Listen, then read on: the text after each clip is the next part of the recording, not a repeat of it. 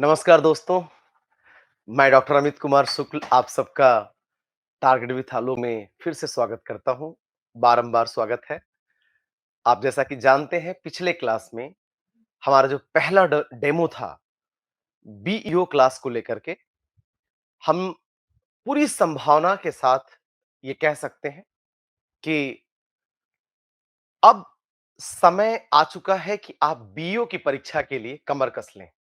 आपके पास बहुत कम समय बचा है और इस समय में आप अपनी परीक्षा और उसकी सफलता सुनिश्चित करें।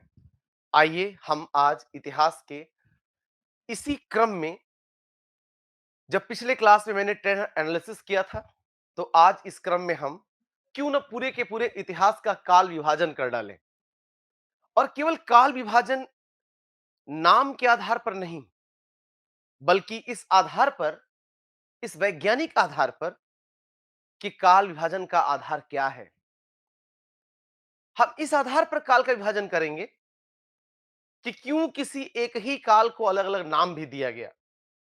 हम इस पूरे क्लास में आपके सामने यही टॉपिक लेकर आज आए हैं, इतिहास का काल विभाजन। हिस्ट्री का काल विभाजन करना बहुत मुश्किल और पेचीदा काम है। जब आप पढ़ते हैं, तब आपके पास सबसे बड़ी समस्या यह आती है कि किस कालखंड को हम पढ़ रहे हैं और छोटे-छोटे कालखंडों में घटनाएं कैसे घटित होती हैं। उन घटनाओं पर युगबोध का क्या प्रभाव होता है। ध्यान दीजिएगा दोस्तों कि इतिहास को वही समझ सकता है, हिस्ट्री को वही समझ सकता है जिसे युगबोध का ज्ञान हो। किसका ज्ञान? युगबोध का ज्ञान।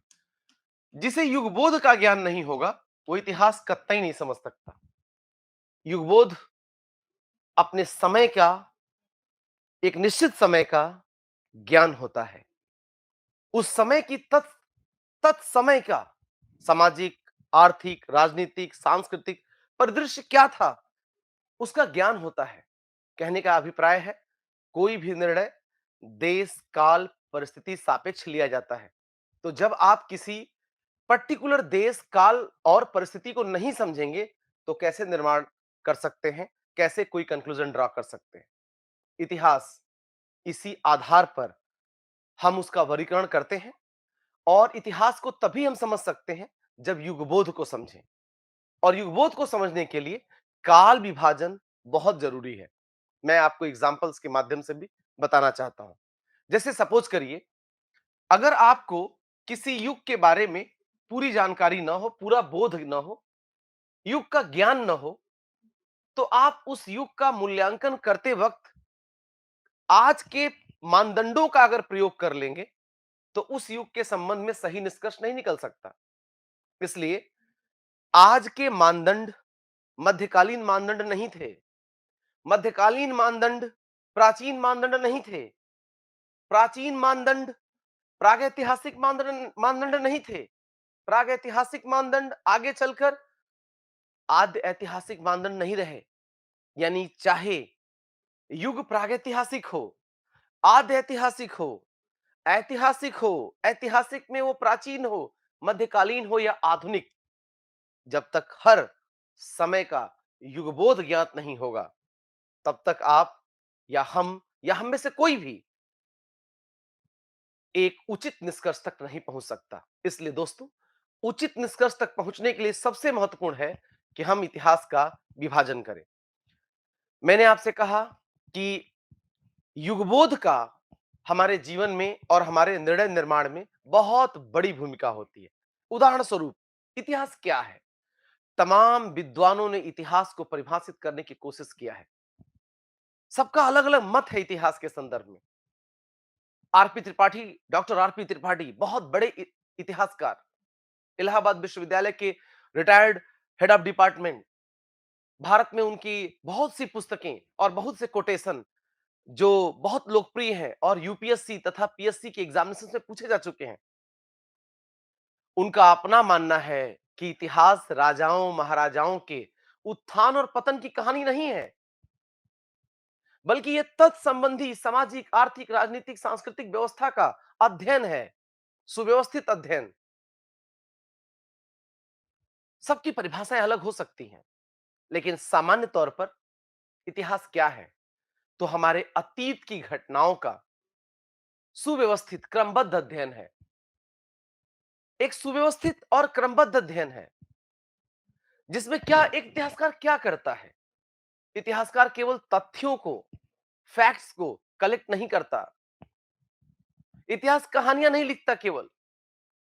इतिहासकार केवल तथ्यों को कलेक्ट नहीं करता, केवल कहानियां नहीं लिखता, बल्कि वह तथ्यों के माध्यम से, कथानकों के माध्यम से, फैक्ट्स जितने भी मिलते हैं उसके माध्यम से और एक दूसरे की पुष्टि करता है। साथ ही साथ तत्संबंधी युगबोध के आधार पर अपने विचार प्रकट करता है। तो इतिहास को हम सामान्य तरीके से अगर अभिव्यक्त करें तो निसंदेह इतिहास अतीत की घटनाओं का एक सुव्यवस्थित और क्रमबद्ध अध्ययन नजर आता है। इसके बाद अलग अलग विद्वान इसकी अलग अलग परिभाषाएं देते हैं। तो कहने का क्या अभिप्राय है? इतिहास को समझना भी, उसकी परिभाषा गढ़ना भी युगबोध के बिना संभव नहीं है। और युगबोध के साथ युगबोध को समझने के लिए हमें समझना पड़ेगा इतिहास का काल विभाजन। इतिहास के काल विभाजन को हम यहां शुरू करते हैं दोस्तों, जल्दी से, क्योंकि एक बड़ा टॉपिक है इतिहास का काल विभाजन। और हम यहां पर आपके सामने इतिहास का काल विभाजन लेकर आए हैं। सबसे पहले ध्यान दीजिएगा कि इतिहास के काल विभाजन के क्रम में इतिहास का काल विभाजन आप देखिए, इतिहास को तीन भागों में पहले बांटा गया। पहला प्रागैतिहासिक काल या प्राग इतिहास जिसे कहते हैं, दूसरा आद्य ऐतिहासिक काल या आदि इतिहास जिसे कहते हैं, और तीसरा इतिहास। ये तीन काल इतिहास के बांटे गए हैं। कौन कौन से? प्रागैतिहासिक, आद्य ऐतिहासिक और ऐतिहासिक। सबसे पहले हम इन तीनों के काल विभाजन का आधार ढूंढना चाहिए। क्यों इसे प्रागैतिहासिक कहा गया, क्यों इसे आद्य ऐतिहासिक कहा गया और क्यों इसे ऐतिहासिक काल कहा गया, इसका आधार ढूंढना चाहिए। देखिए दोस्तों, अलग अलग विद्वान इसके आधार भी अलग अलग देते हैं, लेकिन साधारणतः क्या होता है, इसका सबसे बड़ा आधार मानव जीवन और उसकी जुड़ी हुई परिस्थितियों से है। मानव जीवन के विकासोन्मुख होती हुई गतिविधियों से है। जैसे एग्जाम्पल के तौर पर प्रागैतिहासिक काल वो कालखंड है जो प्रस्तर काल के नाम से जाना जाता है। कैसा काल? प्रस्तर काल, पाषाण काल। अर्थात इस समय की मानव की गतिविधियों का जो हमारे पास साक्ष्य उपलब्ध है वो पत्थर से संबंधित चीजों पर उपलब्ध है। अर्थात इनके जीवन में सबसे अधिक महत्व अगर कुछ है, सबसे अधिक महत्व, तो वो पत्थर है, पाषाण है। ऐसा नहीं है कि अस्थियां नहीं मिलती, ऐसा नहीं है कि इनके होने का कुछ अन्य प्रमाण नहीं मिलता, लेकिन जो सबसे महत्वपूर्ण प्रमाण है वो है प्रस्तर प्रमाण। अर्थात इनके द्वारा प्रयुक्त की गई कुल्हाड़ियां, हैंड एक्स, इनके द्वारा चापर, चापिंग, और बोल्डर का प्रयोग, बड़े बड़े पत्थरों का प्रयोग, नदियों द्वारा बहाकर लाए गए पेबुल और पेबुल से बनाए गए चापर और चापिंग जैसे उपकरणों का प्रयोग, वैज्ञानिक, खासकर पुरातत्व पुरातत्व वैज्ञानिक जो हम जिसे कहते हैं, उन्होंने प्रागैतिहासिक काल में मानव द्वारा प्रयुक्त किए गए पाषाण उपकरणों, उनकी बनावट, उसकी संरचना आदि के आधार पर यह बताया कि प्रागैतिहासिक काल का विभाजन किया जा सकता है कई रूपों में, और मुख्यतः तीन कालों में विभाजन किया गया। उसको अभी हम थोड़ी देर बाद चर्चा में देखेंगे। तो सबसे महत्वपूर्ण क्या है? मानव इतिहास का वह कालखंड जब वह पूरी तरह प्रस्तर आधारित जीवन जी रहा था, जब उसे लेखन कला का ज्ञान नहीं था। किसका ज्ञान नहीं था? जब वो पूरी तरह लेखन कला से, समझिएगा, उसे लेखन कला अर्थात लिपि, अर्थात उसे लिपि का ज्ञान नहीं था। Is it right? तब इस कालखंड को इतिहासकार क्या कहते हैं? प्राग ऐतिहासिक काल कहते हैं। अर्थात वह कालखंड जब मनुष्य लिखना पढ़ना नहीं जानता था, उसे लिपि से, उसको लिपि का ज्ञान नहीं था। वह कालखंड जब मनुष्य प्रस्तर जीवन जी रहा था, उसके जीवन में सबसे महत्वपूर्ण उपयोगी जो चीज थी वो प्रस्तर से बनी हुई, पत्थर से बनी हुई सामग्री थी। एक दूसरा कालखंड इतिहासकार विभाजित करते हैं जिसे आद्य इतिहास कहते हैं। आद्य इतिहास का विभाजन इस आधार पर किया गया है कि इस काल के लोग अब उन्नति कर चुके थे अपने जीवन में। अब उनके जीवन में लिपि भी आ चुकी थी, लेकिन दुर्भाग्यवश उनकी जो लिपि है हम पढ़ नहीं पाए हैं। जैसे हड़प्पा सभ्यता, अब जब हम उनकी लिपि नहीं पढ़ पाए तब एक बहुत बड़ी समस्या क्रिएट हुई कि फिर वो लिपि हमारे लिए सिर्फ चित्र के समान हो गया। वो क्या संदेश देना चाहता है, वो क्या कहना चाहता है, हम समझ ही नहीं सकते। अर्थात इस कालखंड के अध्ययन के लिए केवल कौन सा स्रोत बचा इस कालखंड के लिए? पुरातात्विक स्रोत बचा, क्योंकि लिपि नहीं है तो पुरातात्विक स्रोत, पुरातात्विक स्रोत बचा इसके लिए सिर्फ। इसी प्रकार इस कालखंड में लिपि तो है, अपठनीय है। अतः जब लिपि अपठनीय है तो एक चित्र जैसा हो गया जो कोई संदेश व्यक्त नहीं कर पा रहा है। इसलिए इस काल का अध्ययन का स्रोत भी क्या हो गया? पुरातात्विक स्रोत ही रह गया। अर्थात दोनों में सूक्ष्म अंतर यह है कि इस कालखंड में व्यक्ति पढ़ना लिखना नहीं जानता था, व्यक्ति के पास लिपि नहीं थी, वो साहित्यिक स्रोत उसके पास डेवलप नहीं हो पाया। लेकिन इस काल में लिपि का प्रयोग हो चुका है, अर्थात साहित्यिक स्रोत हैं उसके, लेकिन अपठनीय है। किंतु अपठनीय होने के कारण दोनों ही कालखंडों में अध्ययन का एकमात्र स्रोत पुरातात्विक स्रोत है, और यही इन दोनों की समानता है और यही भिन्नता भी है कि यहां लिपि होकर भी अपठनीय बनी हुई। तो ध्यान दीजिएगा दोस्तों, इन दोनों कालखंड को इतिहास के विशेष श्रेणी में रखा जाता है और जिसे प्रागैतिहास और आद्य इतिहास कहा जाता है, क्योंकि इन दोनों ही ऐतिहासिक कालखंड, इन दोनों ही कालखंडों में लिपि का प्रयोग या तो हुआ नहीं, और अगर हुआ तो अपठनीय है, अर्थात अध्ययन का एकमात्र स्रोत पुरातात्विक स्रोत है। इसी प्रकार जब इतिहास की बात करते हैं तो इसका वर्गीकरण करने का सीधा सा अर्थ यह है कि वो कालखंड जब लिपि अस्तित्व में आती है, वो कालखंड जहां से हमें साहित्यिक स्रोत प्राप्त होते हैं और हम साहित्यिक स्रोतों का मिलान पुरातात्विक स्रोत से कर सकते हैं। अनेक ऐसे मिलान हैं। ये वो कालखंड है जब मानव सभ्यता, उसकी सामाजिक, आर्थिक, राजनीतिक, सांस्कृतिक, धार्मिक गतिविधियों का हमें लिखित रूप से ज्ञान उपलब्ध है। यह अपने आप में एक क्रांति का समय है जब मनुष्य ने प्रगति करते हुए ऐसे ऐसी स्थिति को प्राप्त कर लिया, ऐसे जीवन को प्राप्त कर लिया जहां से वह सभ्य मानव की श्रेणी में स्पष्ट रूप से हमें साहित्यिक स्रोतों के माध्यम से पता चलता है। लेकिन इसके पहले वो कितना सभ्य था, उसके हम आद्य ऐतिहासिक काल में उसके विकास को देखकर लगता है कि वो काफी सभ्य है। उसकी बड़ी-बड़ी इमारतों को देखकर लगता है कि काफी सभ्य है। उसके द्वारा नगर नियोजन को देखकर लगता है कि काफी सभ्य है, जैसे हड़प्पा सभ्यता। लेकिन साहित्यिक स्रोत उपलब्ध न हो पाने के कारण हम इसकी दावे के साथ पुष्टि नहीं कर सकते। यह सब कयास है और यह सब तार्किक विश्लेषण मात्र है। इसलिए दोस्तों, प्रागैतिहासिक काल और आद्य ऐतिहासिक काल, इन दोनों ही कालों में लिपियों का प्रयोग इस काल में तो बिल्कुल नहीं हुआ क्योंकि लोग जानते नहीं थे, और इस काल में हुआ लेकिन अपठनीय बनी है। इसलिए मैंने क्या कहा कि इन दोनों ही कालखंड में या तो लिपि का प्रयोग नहीं हुआ, और यदि हुआ तो सबसे बड़ी दुर्भाग्य की बात यह है आज उनके अध्ययन के स्रोत के रूप में हमारे पास लिपि यानी साहित्य हाजिर नहीं है। इसलिए ऐतिहासिक काल ही ऐसा काल है जहां पुरातात्विक स्रोतों के साथ साथ साहित्यिक स्रोत भी अध्ययन के लिए उपलब्ध हैं। आगे हम इस चीज को देखें, जैसे यहां आपने देखा इतिहास का काल विभाजन प्रागैतिहासिक काल, आद्य ऐतिहासिक काल और ऐतिहासिक काल के रूप में किया गया।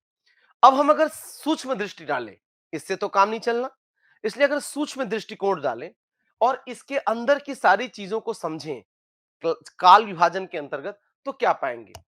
आइए हम प्रागैतिहासिक काल के अंदर की के समय को देखते हैं कि प्रागैतिहासिक काल के अंदर क्या समय है, तो ध्यान दीजिएगा इतिहास का काल विभाजन आपका रहा बेटा। इसके बाद प्रागैतिहासिक काल ये रहा। प्रागैतिहासिक काल को तीन भागों में बांटा गया है। एक पूर्व पाषाण काल, दूसरा मध्य पाषाण काल और तीसरा नव पाषाण काल। बहुत ही इंपॉर्टेंट टॉपिक है। यह पूर्व पाषाण काल के बारे में देखिए, ये क्या है, इसकी क्या विशेषताएं हैं। मध्य पाषाण काल की अपनी कुछ विशेषताएं हैं और नव पाषाण काल की अपनी विशेषताएं हैं। अब मैं आपको यहां पर बताऊं कि प्रागैतिहासिक काल का विभाजन अध्ययन की सुविधा के लिए तथा बहुत लंबे समय तक मानव की गतिविधियों और उसके उन्नत हो रहे जीवन, परिष्कृत हो रहे जीवन, सरल और सहज हो रहे जीवन, विकसित हो रहे जीवन, सभ्य हो रहे जीवन की जो झांकी है, उसके आधार पर पुरातत्वविदों ने, इतिहासकारों ने प्रागैतिहासिक काल को भी तीन कालखंडों में बांटा है। पहला हमने कहा पूर्व पाषाण काल, दूसरा मध्य पाषाण काल और तीसरा नव पाषाण काल। ये जो पूर्व पाषाण काल है, यह मानव जीवन का सबसे लंबा समय है। 5 लाख वर्ष पहले से मुख्यतः 50,000 से 20,000 साल पहले तक, समझते रहिए मैंने क्या कहा, 5 लाख वर्ष पहले से लगभग 50 से 20,000 वर्ष पहले तक का जो कालखंड है ना, उसे इतिहासकार पूर्व पाषाण काल के रूप में रखते हैं। यानी इतिहास का, मानव गतिविधियों के, मानव जीवन का सबसे बड़ा कालखंड आपसे कोई पूछे तो क्या निकल कर आएगा, पूर्व पाषाण का मानव गतिविधियों के, मानव जीवन का सबसे बड़ा कालखंड है। लेकिन इस कालखंड में मानव ने कितना विकास किया, वो शेष पशुओं से अपने आप को कैसे अलग किया, कैसे वह अपनी प्रगति में दिन ब दिन सुधार किया, कैसे उसने प्रस्तर का प्रयोग करके अपने जीवन को सरल और सहज बनाया। दोस्तों, इसे समझना बहुत जरूरी है। तो प्रागैतिहासिक काल वो कालखंड है, प्रागैतिहासिक काल वो कालखंड है जिसे पहले तीन भागों में बांटा गया, पूर्व पाषाण काल, मध्य पाषाण काल और नव पाषाण काल। ये जो पूर्व पाषाण काल है, कॉन्सेप्ट पकड़िएगा, ये जो पूर्व पाषाण काल है, इसको भी अध्ययन की सुविधा के लिए तीन कालखंडों में बांटा गया, उसको हम आगे चर्चा करेंगे। लेकिन मैंने कहा प्रागैतिहासिक काल बहुत लंबा काल, मानव जीवन का सबसे लंबा काल प्रागैतिहासिक काल, और इसमें से भी सबसे लंबा काल कौन, पूर्व पाषाण काल, जो 5 लाख वर्ष पहले से 50,000 से 20,000 वर्ष पहले तक का काल है। क्योंकि मैंने ये 50,000 से 20,000 क्या बोल रहा हूं, ये कह रहा हूं बेटा, आप लोग इसको ध्यान से समझिएगा कि इतिहासकार अलग अलग इसका तिथि निर्धारित करते हैं। और किस आधार पे, क्योंकि पूरी दुनिया में ये जो विभाजन है वो एक समय नहीं हुआ, पूरी दुनिया के आधार पर विभाजन नहीं है, ये अलग अलग देशों, क्षेत्रों के आधार पर विभाजन अलग अलग होता है, उसका काल अलग अलग निर्धारित होता है। भारत के संबंध में कुछ और है, वैश्विक संबंध में कुछ और है, ध्यान दीजिए। तो पूर्व पाषाण काल, मध्य पाषाण काल और नव पाषाण काल, तीनों मिलाकर बनता है प्रागैतिहासिक काल। सबसे बड़ा काल यह है, सबसे बड़ा काल लगभग इतिहासकार क्या मानते हैं, 5 लाख, कॉन्सेप्ट पकड़िएगा, वर्ष पूर्व। कितने वर्ष पूर्व, तो 5 लाख वर्ष पूर्व से, समझिएगा, पूर्व से कब तक, 20,000, लास्ट डेट क्या आता है, समझते रहिए, 20,000 वर्ष पूर्व। वर्ष पूर्व, इसको वर्ष पूर्व भी लिखा जाता है और कुछ लोग ईसा पूर्व कैसे लिखते हैं, क्योंकि वर्ष पूर्व लिखने का मतलब अगर हम आज कहें कि 20,000 वर्ष पूर्व, तो मतलब 18,000 ईसा पूर्व। इज इट राइट, लगभग 2022 चल रहा है तो 18,000 ईसा पूर्व। तो कहने का मतलब क्या है कि लगभग आज से 5 लाख वर्ष पहले से लगभग 20,000 वर्ष पहले तक की जितनी मानव गतिविधियां हैं, उसको पूर्व पाषाण काल के अंतर्गत पढ़ा जाता है। और ये भी दुनिया के अलग अलग क्षेत्रों के आधार पे हैं। अब कॉन्सेप्ट पकड़िएगा। इसी तरह से मध्य पाषाण काल का मोटा मोटा टाइम क्या डिसाइड किया गया है, कहीं कहीं से 20,000, समझिएगा 20,000 ईसा पूर्व से या 20,000 वर्ष पहले से 10,000 वर्ष पहले तक निर्धारित किया जाता है वैश्विक परिप्रेक्ष्य में, वर्ष पूर्व तक, ध्यान दीजिएगा। लेकिन भारतीय परिप्रेक्ष्य में इसका समय बहुत अलग है। भारतीय परिप्रेक्ष्य में इसे अलग अलग विद्वान अलग अलग तरीके से प्रस्तुत करते हैं। कुछ विद्वानों का मानना है कि 12,000, कॉन्सेप्ट पकड़िए, 12,000 वर्ष से या 12,000 ईसा पूर्व से 7,500 ईसा पूर्व, समझते रहिएगा, 7,500 ईसा पूर्व तक के काल को क्या कहा गया? मध्य पाषाण कहा गया। और नव पाषाण काल का काल समय भारत में 7,500 या कहीं कहीं ध्यान दीजिएगा इसे 7,000 भी लिखा गया है। तो भारत में 7,500 या 7,000, समझते रहिए, ईसा पूर्व से यह काल 1,000 ईसा पूर्व तक आता है। कॉन्सेप्ट पकड़िएगा, अलग अलग क्षेत्रों में। लेकिन अब यहां पर एक मैं ऑब्लिक लगा के समझाऊंगा कि इसे 2,500 ईसा पूर्व भी माना जाता है। अब ऐसा क्यों माना जाता है, इसके दोनों के अंतर बताते हैं। भारत में नवपाषाण काल का समय 7,000 से 2,500 ईसा पूर्व माना जाता है, अधिकांश विद्वान इसे स्वीकार करते हैं।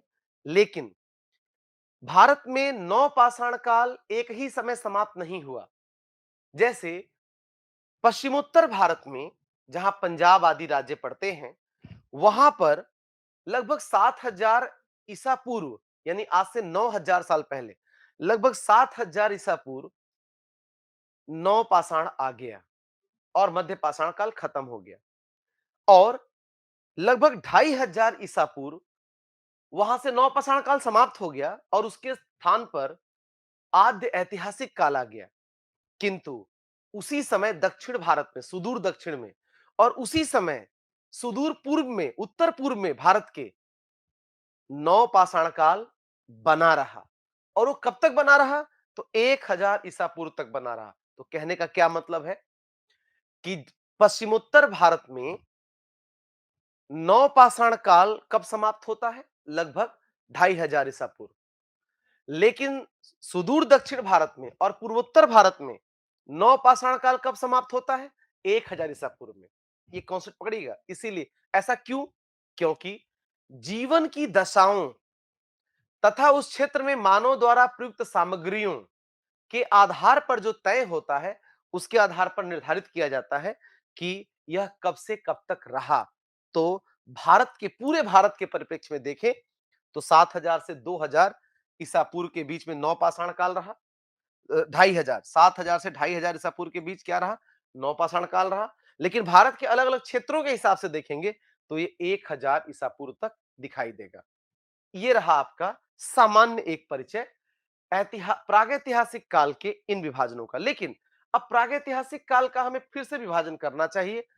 प्रागैतिहासिक काल का हम फिर से विभाजन कैसे करेंगे? आप इस तरह देखिए, अभी आपने प्रागैतिहासिक काल देखा और इसका विभाजन हम जब करेंगे तो आपके सामने क्या आएगा? वो बहुत इंपॉर्टेंट टॉपिक है कि, जस्ट अ मिनट, मैं यहां पर देखना चाहता हूं कि, हाँ, यहां ध्यान दीजिए।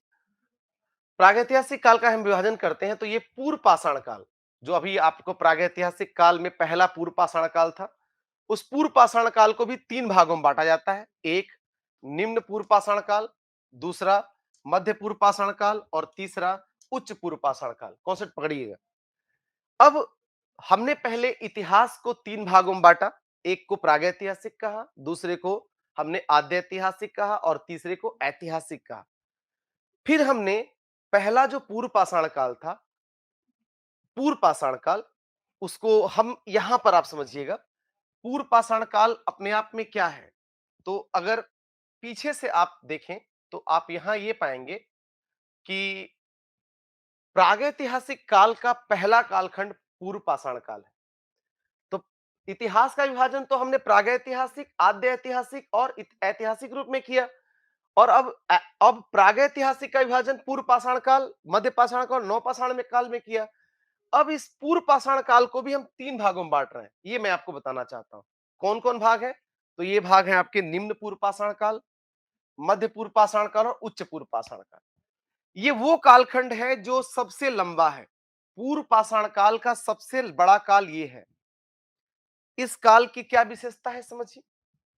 इतिहासकार मानते हैं कि ये जो निम्न पूर्व पाषाण काल है, ये 5 लाख वर्ष से 50 लाख वर्ष तक यही है।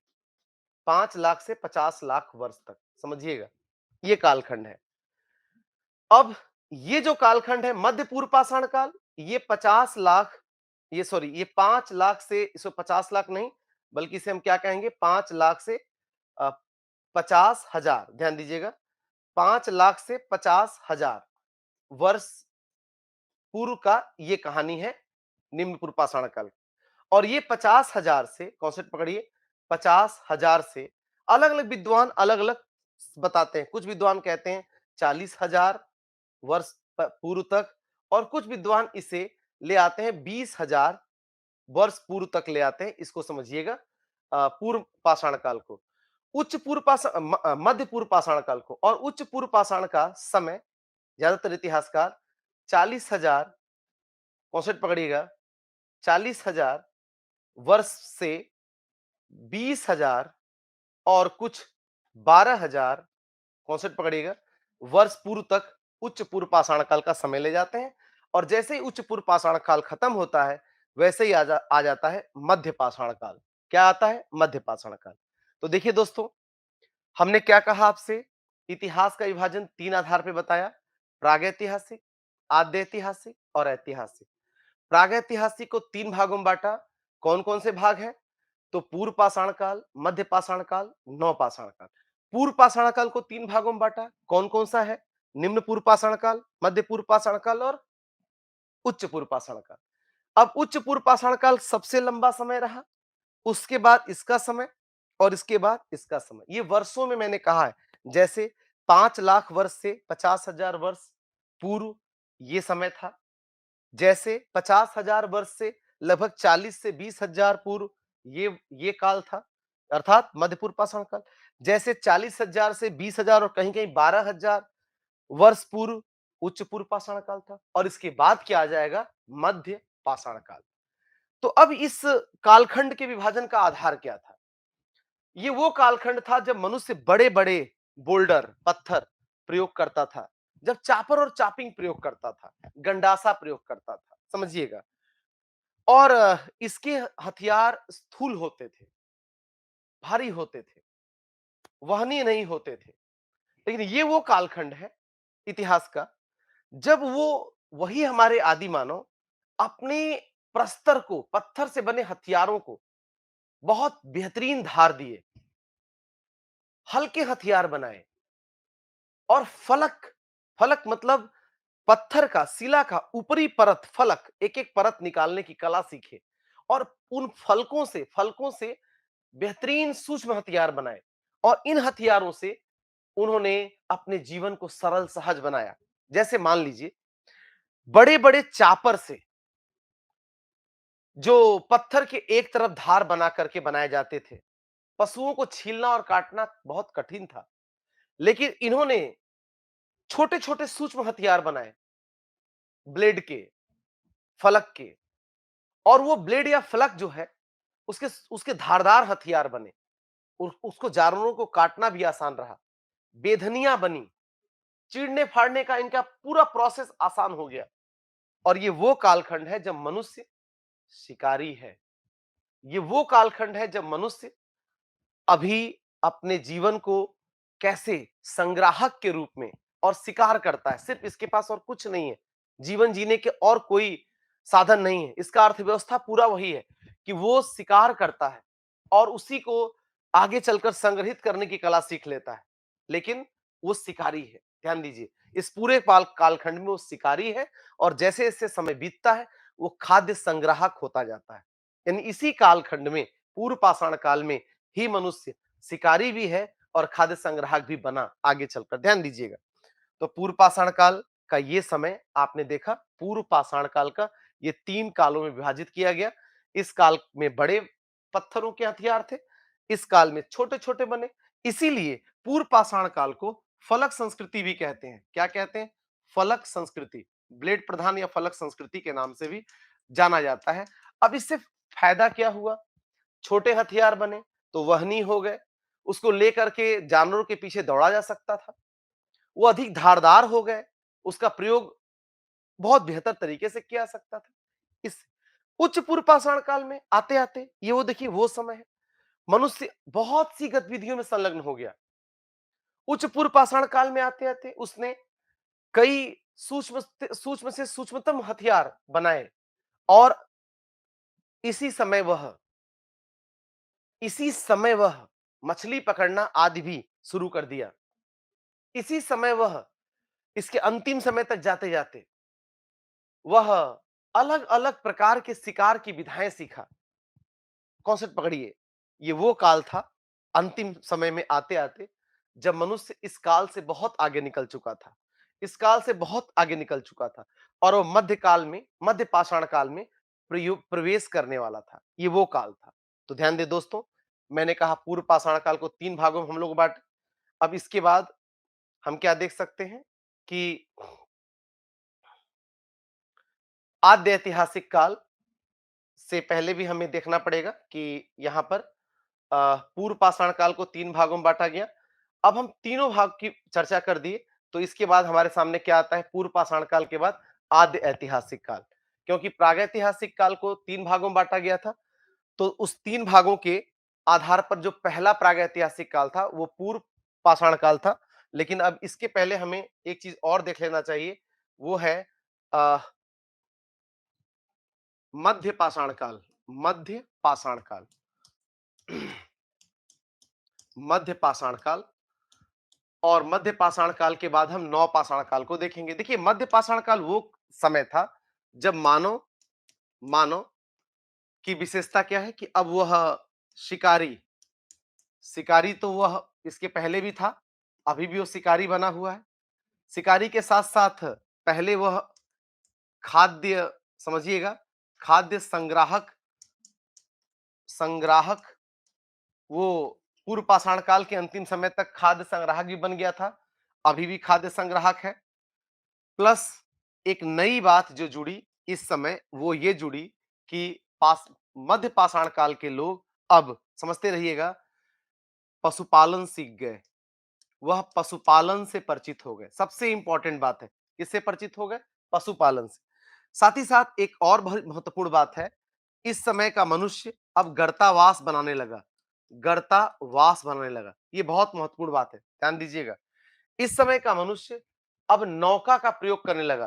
कुछ विद्वानों का मानना है कि पूर्व पाषाण काल के अंतिम समय, उच्च पूर्व पाषाण काल के दौरान ही उसने नौका का प्रयोग भी सीख लिया। मछली पकड़ने का तरीका जान लिया। ये सब कुछ जान चुका है। लेकिन कुल मिलाकर मध्य पूरा पाषाण काल में जो मनुष्य है, वो पशुपालन करना और गर्तावास बनाना इसी काल में सीखा।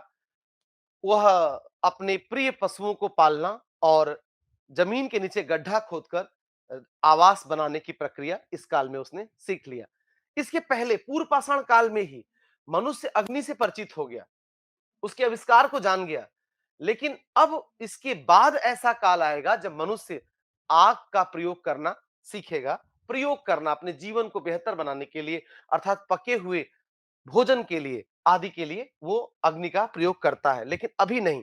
ध्यान दीजिएगा, अग्नि से परिचित तो मनुष्य हो चुका है, लेकिन अपने जीवन को अपने अनुसार प्रयोग करने के लिए अग्नि का काम वो नव पाषाण काल में करेगा। ध्यान दीजिएगा। तो मध्य पाषाण काल में मनुष्य इन चीजों के कारण क्या हुआ? बेहतर हुआ। और ध्यान दीजिए, जब क्लासेस हम आपकी लेंगे तो बड़ी डिटेल क्लास लेंगे। अभी तो मैं काल विभाजन बता रहा हूं कि क्यों इसे मध्य पाषाण काल में रखा गया है, पूर्व पाषाण काल में नहीं। क्योंकि पूर्व पाषाण काल के लोग जो बहुत लंबे समय तक जीवन जिए, वो शिकारी और खाद्य संग्राहक तो थे, लेकिन वो पशुपालक और गर्तावास जैसे चीजों से अभी दूर थे। ये वह काल है जब मनुष्य अब अधिक उन्नत संस्कृति की तरफ बढ़ रहा है और इस क्रम में इसके अगले क्रम पीढ़ी अगले पड़ाव पर वह नव पाषाण काल में आएगा। किसमें आएगा? नव पाषाण काल में आता है। ध्यान दीजिए, नव पाषाण काल। अभी आपने देखा कि जस्ट पहले, इसके पहले आपने देखा कि हमने अ, 1 मिनट हम यहां से आपको निकाल के लाते हैं। ये वाला आपने पोर्शन देखा, मध्य पाषाण काल।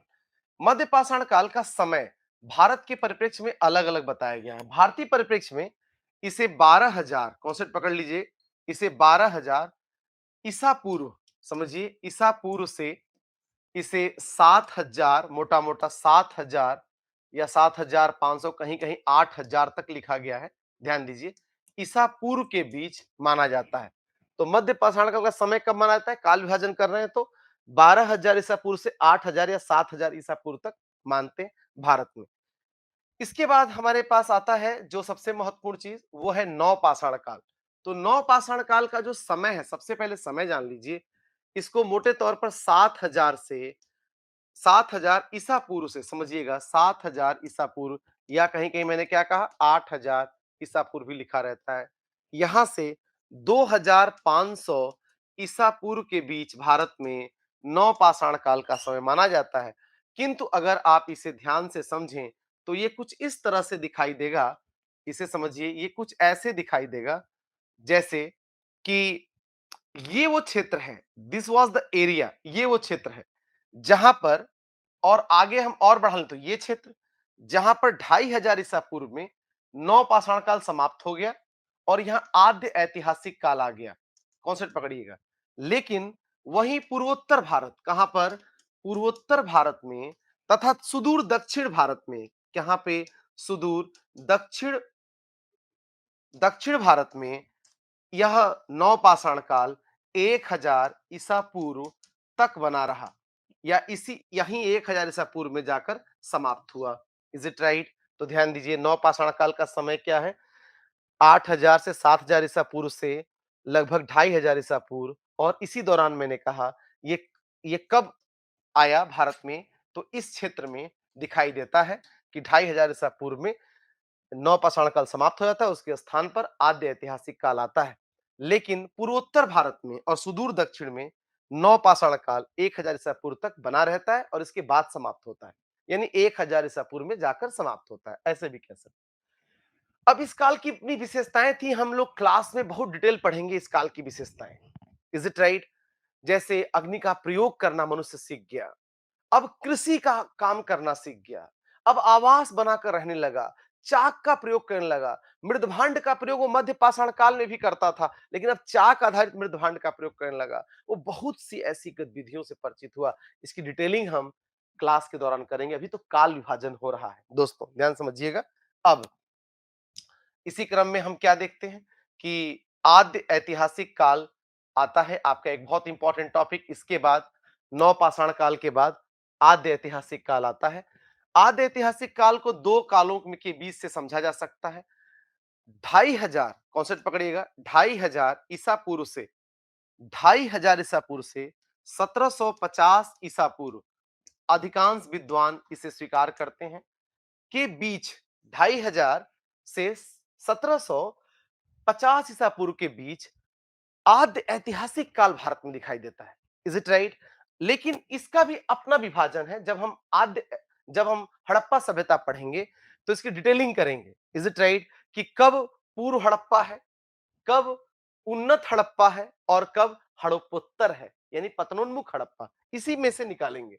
इसके बाद ध्यान दीजिएगा, 1750 से 1500 जो बीसी है, ईसा पूर्व है, कॉन्सेप्ट पकड़िए। इसको भारत में औरस संस्कृति कहा जाता है। अवरस, अवरस, औरस संस्कृति कहते हैं। औरस संस्कृति का क्या मतलब होता है? बची खुची संस्कृति, बचा खुचा।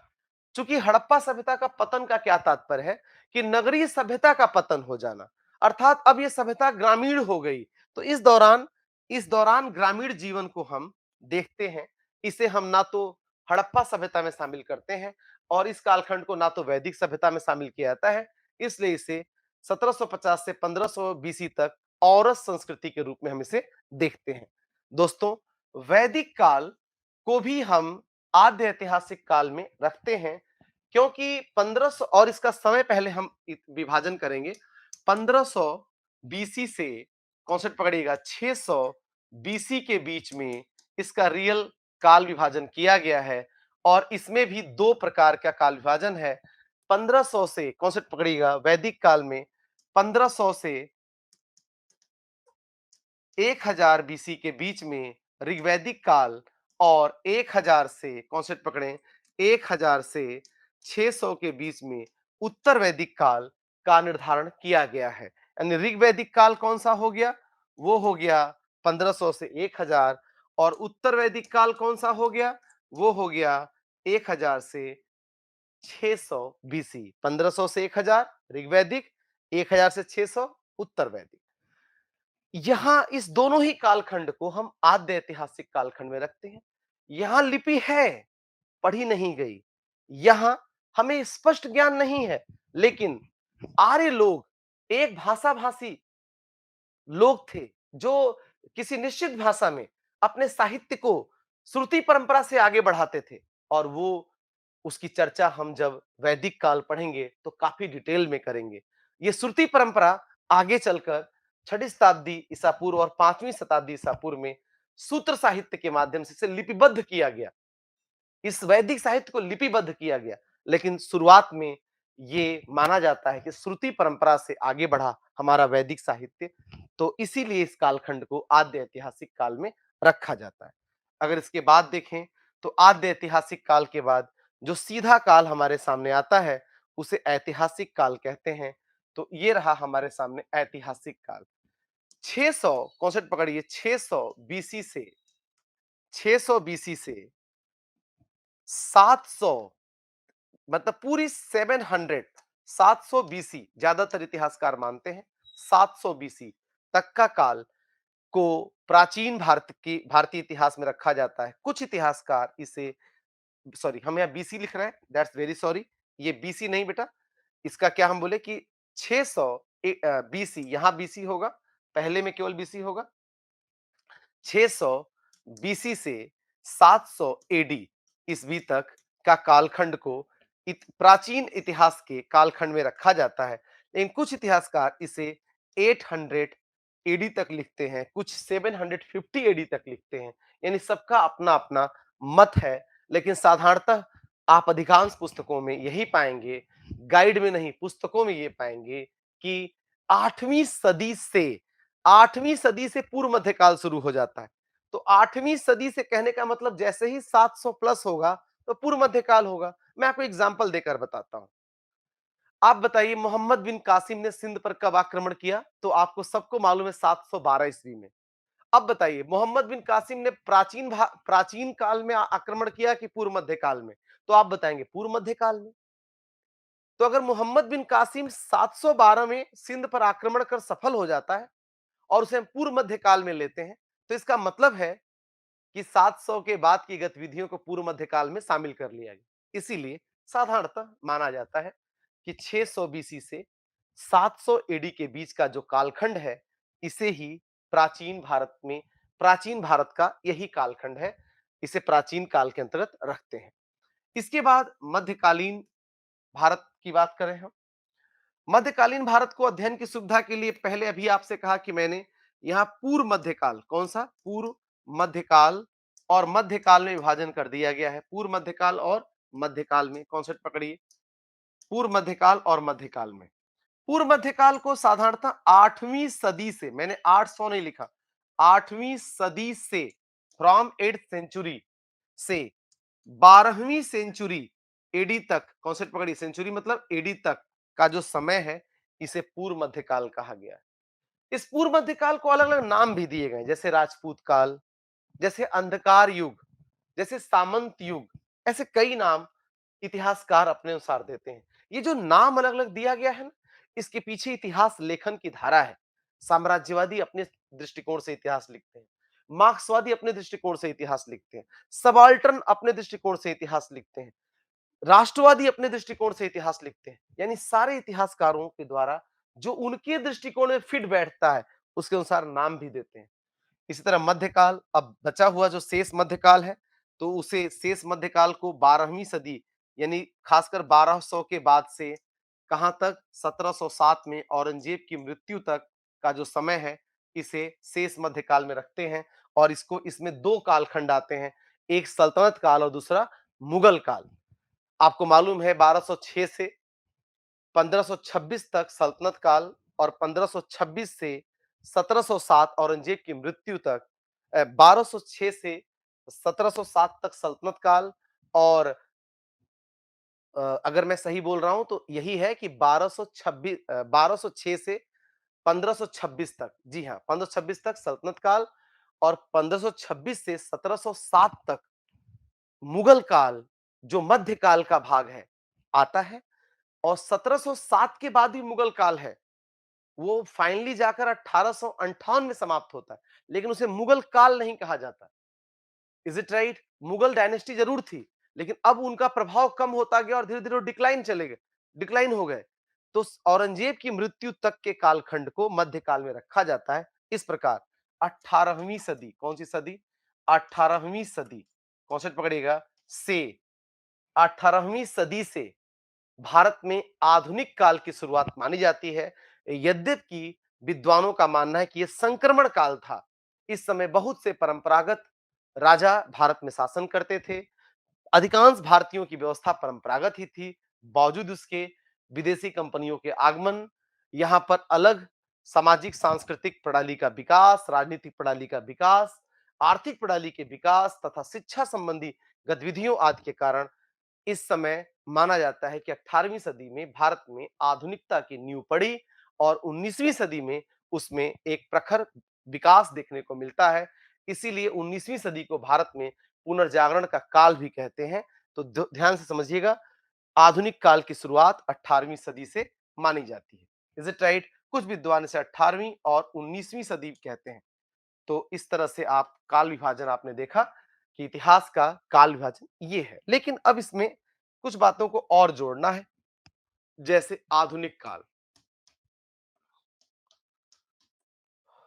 आधुनिक काल को अगर हम देखें तो बहुत क्लियर, 1707 में जब औरंगजेब की मृत्यु होती है, औरंगजेब की मृत्यु समझिए, तो इसी के साथ मुगल डिक्लाइन होने शुरू हो जाते हैं, मुगलों का पतन शुरू हो जाता है। और 18वीं सदी में क्या क्या होता है? आपने देखा कि प्लासी का युद्ध होगा 1757 में। आपने देखा कि बक्सर का युद्ध होगा 1764 में। आप देखेंगे कि इसी समय बंगाल पूरा जीत लिया जाएगा। 1765 में द्वैत शासन आएगा। 1772 में द्वैत शासन समाप्त किया जाएगा। कॉन्सेप्ट पकड़िएगा, फिर वहां से रेगुलेटिंग एक्ट आदि आते चले जाएंगे। यानी कि 1700 यानी कि 57 हो, 1764 हो, अर्थात 18वीं सदी, कौन सी सदी? 18वीं सदी। कॉन्सेप्ट पकड़िए, बहुत क्लियर है। 18वीं सदी में ऐसी गतिविधियां हो रही हैं जब बंबई, कलकत्ता, मद्रास प्रेसिडेंसी की स्थापना हो रही है। ऐसी गतिविधियां हो रही हैं जब अंग्रेज भारत में आधुनिक शिक्षा ला रहे हैं। तो इस आधार पर इस युग में 18वीं सदी में भारत में आधुनिकता आई, आधुनिक विचार आए, आधुनिक संस्कृति मतलब आधुनिक संस्कृति जब हम कह सकते हैं कि राजनीतिक प्रणाली आई, ये चीजें आई जो परंपरागत भारतीय प्रणाली से भिन्न थी, यद्यपि वो पश्चिमी प्रणाली कहलाई। इसलिए इस काल को ही, इस 18वीं सदी से ही भारत में आधुनिक काल की शुरुआत मानी जाती है। इस इतिहासकार इससे पूरी तरह सहमत है। दोस्तों, एक बात इससे जुड़ी और भी है, बहुत ही इंपॉर्टेंट बात। यह आधुनिक जो काल आपने देखा, इसके साथ ये भी आप समझ लीजिए कि इसी आधुनिक काल में 19वीं सदी, 19वीं और 20वीं सदी, कॉन्सेप्ट पकड़िए, 20वीं सदी का अलग अलग महत्व है। भारत में 19वीं और 20वीं सदी दोनों को सांस्कृतिक पुनर्जागरण का काल कहा जाता है, लेकिन 20वीं सदी हमारे राष्ट्रीय आंदोलन का धूर केंद्र भी है। 19वीं और 20वीं सदी, कॉन्सेप्ट पकड़िएगा, राष्ट्रीय आंदोलन का काल है, पुनर्जागरण का काल है, आधुनिकता के भारत में समावेश का काल है। बहुत महत्वपूर्ण काल है ये। लेकिन इसमें 20वीं सदी के पूर्वार्ध में 1947 में भारत आजाद हो गया। और जब 1947 में भारत आजाद हुआ, तो यहीं से भारत का एक नया युग शुरू होता है, जिसे कहते हैं स्वातंत्रोत्तर, स्वातंत्रोत्तर भारत, पोस्ट इंडिया। आप समझिए, आपके बीओ की परीक्षा हो, चाहे कोई भी महत्वपूर्ण परीक्षा, कुछ ना कुछ क्वेश्चन स्वातंत्रोत्तर भारत से ही पूछ लेता है, खासकर नेहरू काल से। और इसकी शुरुआत 1947 के बाद होती है। इसलिए दोस्तों, मैं अभी तक आपको क्या बताया, बहुत क्लियरली आप समझ सकते हैं।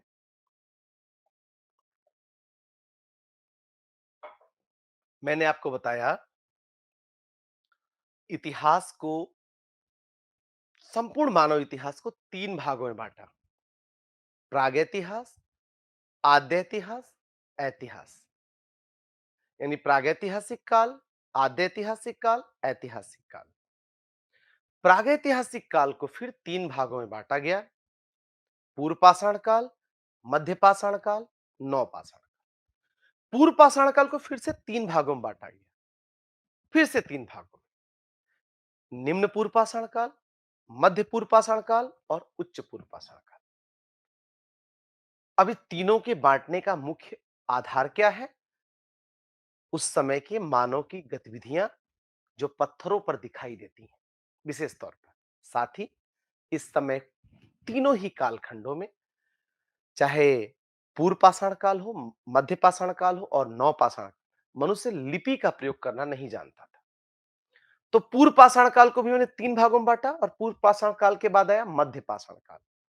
मध्य पाषाण काल में मनुष्य खाद्य उपभोक्ता तो हर समय रहा है। वो मनुष्य उपभोक्ता हर समय रहा है, आज भी है, तब भी था। उसके लिए शिकार करता था और कुछ चीजों को संग्रहित करता था।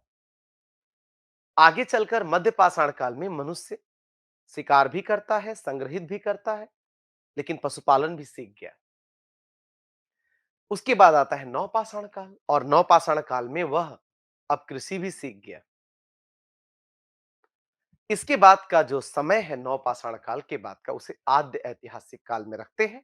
और इसका समय भारत में साधारणतः आद्य ऐतिहासिक काल का 2500 ईसा पूर्व से 2500 बीसी से आद्य ऐतिहासिक काल का समय 600 बीसी के बीच में बताया गया है। इसमें 2 संस्कृतियों को रखा गया है, हड़प्पा संस्कृति और वैदिक संस्कृति। इस दौरान हड़प्पा संस्कृति में लिपि का प्रयोग माना जाता है इतिहासकारों द्वारा होता था, लेकिन वो लिपि अपठनीय बनी है। इसके कारण हम उसे ऐतिहासिक काल में शामिल नहीं करते और उसे एक और ना ही उसे हम प्रागैतिहास कह सकते हैं, क्योंकि प्रागैतिहास में तो लिपि का प्रयोग होता ही नहीं था। वो अपठनीय बनी है वो कालखंड, इसलिए उसको नाम क्या दिया गया? आद्य ऐतिहासिक काल। Is it right? इसी तरीके से 600 ईसा पूर्व से शुरू होता है ऐतिहासिक काल। इस ऐतिहासिक काल को भी 3 भागों में बांट दिया गया। प्राचीन, मध्यकालीन और आधुनिक।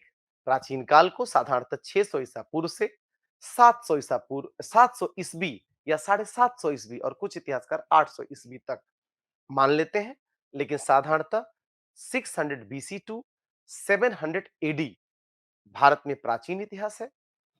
उसके बाद 8वीं सदी से after 700 AD, from 8th century, 8वीं सदी से क्लियरली 17वीं सदी तक, या औरंगजेब की मृत्यु भारत में 1707 में होती है, तो 18वीं सदी का यहां तक डेट लिख सकते हैं। या मोटा मोटा लिखेंगे तो क्या लिखेंगे कि from 8th century to 17th century, 17वीं सदी तक भारत में पूरी तरह मध्यकाल है। इसको भी 2 भागों में बांटा गया है।